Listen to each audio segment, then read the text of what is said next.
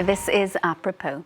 Well, electricity has been restored to almost all of the Cuban capital, Havana, and some outlying provinces following a fourth major grid failure in half as many days. The blackout further complicating recovery efforts after the island was hit by strong winds and heavy rain during a tropical storm. Authorities say the grid, long near collapse, has reached a critical point as obsolete infrastructure deteriorates and fuel runs increasingly low, as Solange Moujon explains.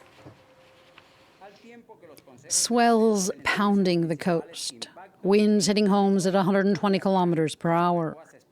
Oscar, the Category 1 hurricane, was downgraded to a tropical storm as it made landfall in Cuba.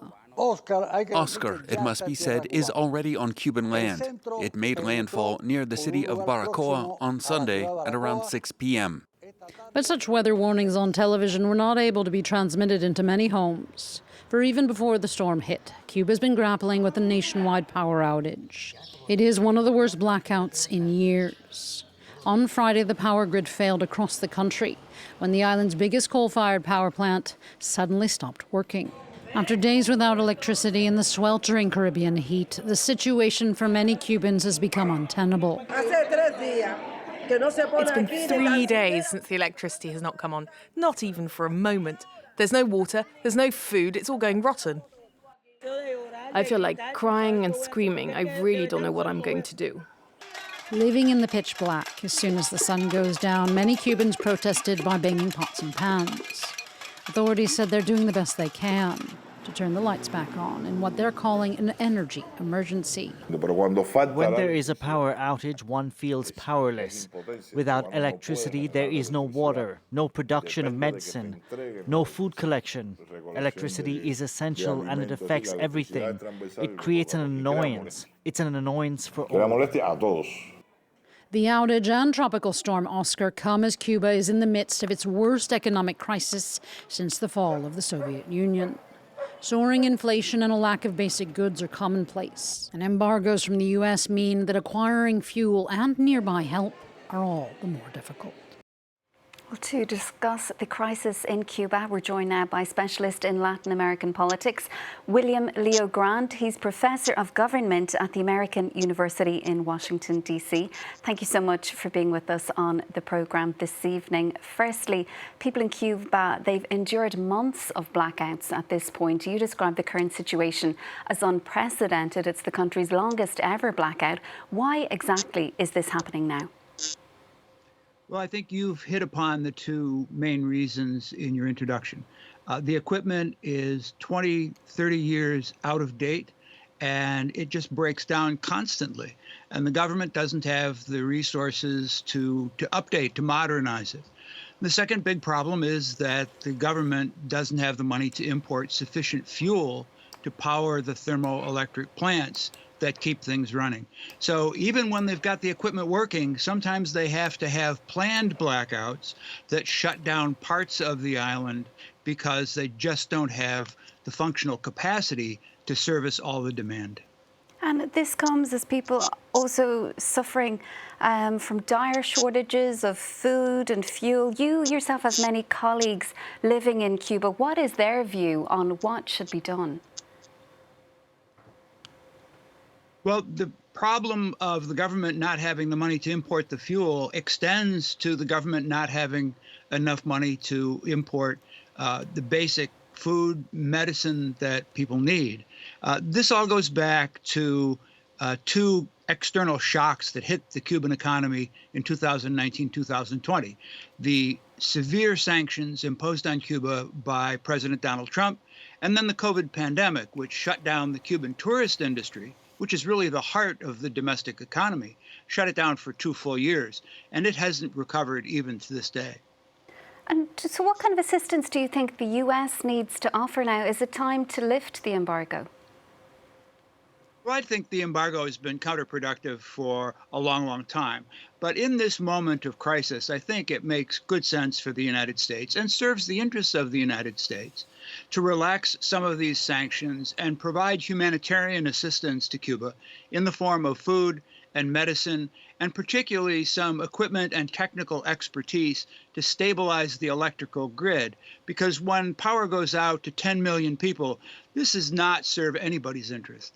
And what exactly is the embargo aimed at doing? As you've referred to there, for more than 60 years, it's failed to either overthrow the Cuban regime or foster any real kind of positive change. Well, I think the embargo is in place partly as a result of policy inertia, frankly. It's been around for such a long time, it would take a real presidential initiative to get rid of it. President Obama tried to do that, but he ran out of time before his end of his term in office. The people who support the embargo still see it as a way to force the collapse of the Cuban government. I think one of the things we've seen in the last few years, as things have gotten harder and harder in Cuba, is that collapsing the government will cause more problems for the United States than anything. 1 million people have left Cuba as migrants just in the last year, and 800,000 of them have come to the United States. And that has really exacerbated our migration problems on our southern border. And William, would you have expected President Biden to have done more on making progress when it comes to normalizing ties with Cuba, given what Obama did when he was in office? I think many people expected that President Biden would carry on the policy that President Obama adopted at the end of his administration. He promised to do as much when he was campaigning in 2020. But when he finally came to office, he really did very little. He left most of Trump's sanctions in place. He, in just the last year or two, has relaxed a few of them. But the Trump policy is still strangling the Cuban economy and really crippling it and preventing it from recovering. And how are people feeling there about another potential Trump presidency? We are just, of course, 2 weeks from the election in the United States. What kind of impact do you think a possible Trump presidency would have? Well, I think there's every indication that a second Trump administration would go back to the policies of the first Trump administration, roll back the few relaxations that President Biden has adopted, and just turn the screws even tighter, hoping that it can finally bring down the Cuban government. And what do you make of what the Cuban government itself says about the US? It seems to be blaming entirely the United States for both the embargo, for sanctions, saying that they are solely to blame for the kind of shortages that we're seeing in Cuba. Well, you can't blame the United States entirely for the problems in Cuba. There are really three things that have contributed to the crisis that Cuba is in today.